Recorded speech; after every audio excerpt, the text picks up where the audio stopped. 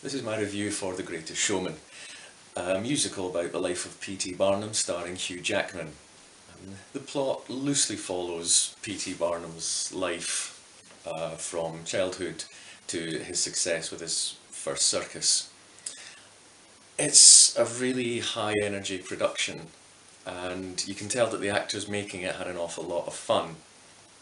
The songs are pretty good as far as musical songs go, but they're classic show tunes. For me, they felt a bit too contemporary.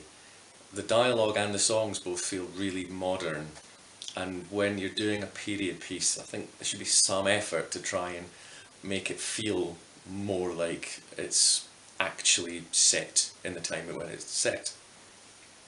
The choreography is really good and it's interesting to watch. They do some fun stuff. There's one scene in a bar with Zac Efron and Hugh Jackman where they have a lot of fun with all the different props used partly as percussion and partly as foils for the dance routine. The colour palette that's used and the way it's shot is vivid and it's exciting and it is nice to see, but it's not a really jaw-dropping movie for me. It doesn't really grab you, and like when you watch something like Moulin Rouge or Blade Runner, you never want to look away from the screen because it really grabs your eye. I didn't feel this movie did that. As far as the performances go, Hugh Jackman and Michelle Williams do really well as the main couple.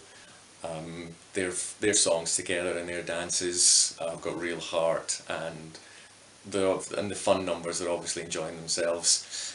In the middle of the movie, or sort of more towards the end, there's a sort of subplot worked in about potential infidelity which didn't feel real to me.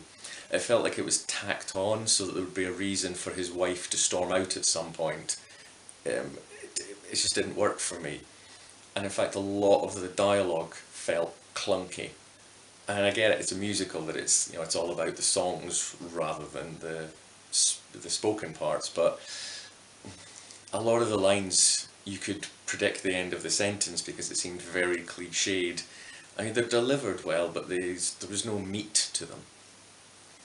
The film puts in a subplot with Zac Efron and Zendaya as the young lovers, which is nice because still to this day Hollywood is very reticent about making an interracial couple in a movie. If you watch all the big movies, it's very, very rare that you actually see that.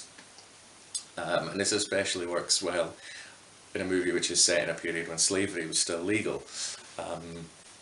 Zac Efron doesn't really sell it for me. I'm not a big fan of his. I don't think he has much charisma, and I don't think he's that good of an actor. But Zendaya does very, very well in a very understated part of someone who really does seem to be struggling. Thank you for watching.